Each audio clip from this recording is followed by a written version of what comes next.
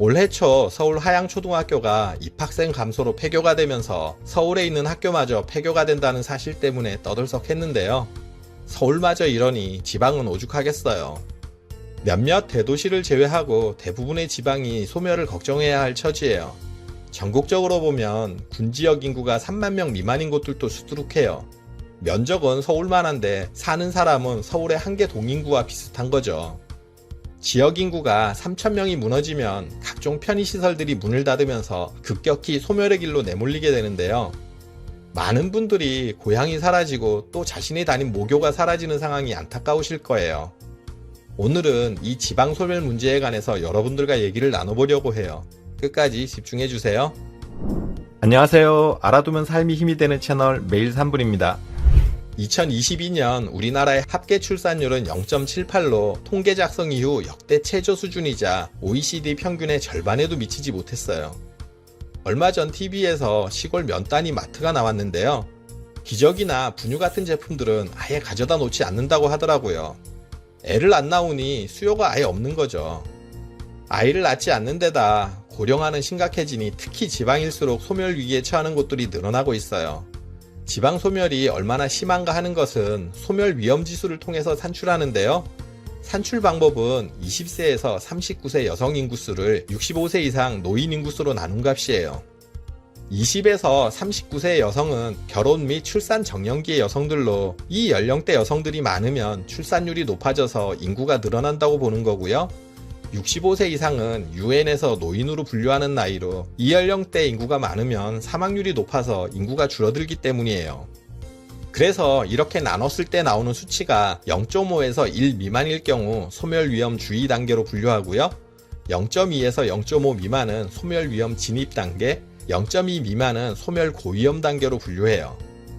2023년 2월 기준으로 전체 228개 시군구 중 소멸 위험에 진입한 시군구는 118곳으로 전체의 절반이 넘었어요.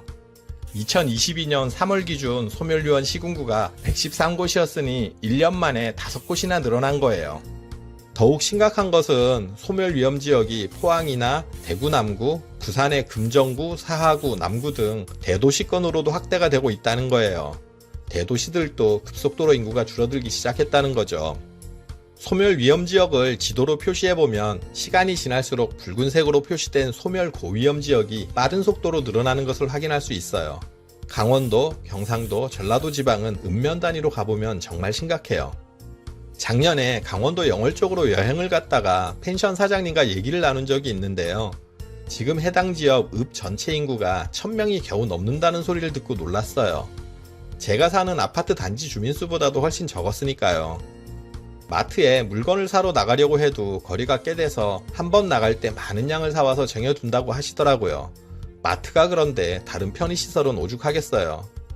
한국농촌경제연구원 발표에 의하면 기초생활시설과 서비스 유지에 필요한 최소 인구는 3,000명 선인 것으로 나타났어요. 농촌지역 읍면 인구가 3,000명 아래로 떨어지면 병의원이 사라지기 시작하고 2,600명 아래로 내려가면 약국과 노래방이 없어지고 1,800명 아래로 내려가면 식당과 제과점, 세탁소, 목욕탕 등이 문을 닫으면서 생활 필수 시설들이 사라지는 것으로 나타났어요. 1,500명이 무너지면 지역에 사랑방 구실을 하는 이 미용실이 문을 닫고 1,100명 이하가 되면 주유소마저 폐업하는 것으로 나타났는데요. 인구가 줄면서 일상에 꼭 필요한 생활시설들이 폐업해서 순차적으로 사라져요. 그러니 이에 따라 주민들이 떠나는 악순환에 빠져드는 거죠. 자료를 찾다 보니 지방인구가 소멸하는 원인에 관해서 지역의 텃세를 문제 삼는 분들이 많더라고요. 실제로 귀향을 하신 62세 김씨의 사연인데요. 김씨는 젊어서부터 경기도에서 식당을 운영하다가 나이가 들어서 좀 여유있게 살고 싶다는 생각에 자신의 고향에 내려가서 작게 식당을 열었다고 해요. 고향은 면 단위로 식당도 몇 군데 있고 병원이나 노래방도 있는 그래도 아주 깡시골은 아니었는데요. 김 씨는 식당을 열면서 오랜 식당 운영 경험과 음식에 대한 자신이 있었기에 망할 거라는 생각은 조금도 못했다고 해요. 오히려 적당히 여유롭게 살려고 하는데 너무 장사가 잘 돼도 걱정이라고 행복 회로를 돌리고 있었는데요. 그런데 막상 식당을 열고 보니 분위기가 생각과 완전히 달랐어요. 지역 주민들이 식당을 찾지를 않더라는 거죠. 김 씨에겐 고향이라고는 하지만 어려서 떠나서 아는 사람도 없다 보니 외진이나 마찬가지인데다 주민들 분위기도 그렇더라는 거예요. 지역에서 오래 장사한 토박이 음식점 팔아줘야 한다는 분위기가 강해서 오다 가다 들리는 뜨내기 손님을 제외하고 지역 주민들은 아예 식당을 찾지도 않더라는 거죠. 이런 지역사랑 이름의 은근한 텃세부터 시작해서 시골에 정착하려고 내려온 사람들에게 발전기금이니 하는 각종 사용료 명목으로 돈을 요구하는 사례들도 많아서 문제가 된다고 해요. 물론 지방에 사는 분들 얘기 들어보면 또 나름 이유는 다 있어요. 꼭 누가 맞고 틀리고의 문제는 아니지만 이런 텃세가 외지인들을 멀어지게 하는 요인인 건 맞아요. 하지만 전문가들은 시골의 인구가 감소하고 소멸되는 것은 사실 텃세만의 문제는 아니라고 해요. 전원 생활이나 노후 여유를 꿈꾸며 농촌으로 내려오는 몇몇 사람들로는 지방 소멸을 막을 수 없다는 거죠. 역시 지속적으로 젊은 층이 유입돼야 한다는 거예요. 그래야 애도 낳고 하면서 인구가 늘어나거나 최소한 유지라도 될 텐데요. 그런데 있던 젊은이들도 빠져나가는데 어디서 젊은이들을 데려오겠어요.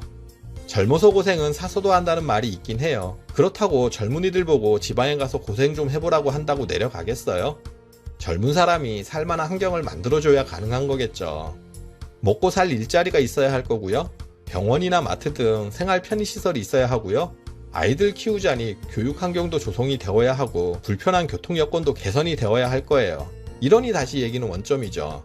있던 시설도 인구가 줄어들어서 사라지는 판에 저런 시설들을 다시 짓는다는 게 말이 안 되잖아요.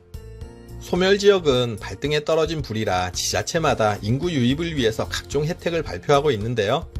정부에서도 매년 지방 소멸을 막기 위해 수조 원의 천문학적인 돈을 쏟아붓고 있어요. 각 지자체들은 이 자금을 한 푼이라도 더 타내기 위해 사활을 걸고 달려들고 있고요. 하지만 현재까지는 지원금을 얼마 더 받았다는 성과만 있지 인구가 늘어났다는 실질적인 성과는 거의 없어요. 이런 자금들이 졸속적으로 사용되다 보니 효과 없는 미봉책에 그치는 경우가 대부분이거든요. 또 이렇게 시행된 사업으로 인구가 유입된다고 해도 대부분은 어차피 옆 소멸지역에서 이쪽 소멸지역으로 오는 거예요. 서로 인구 빼가기 같은 거죠. 주어진 혜택 보고 오는 사람들이라 한계가 있거든요.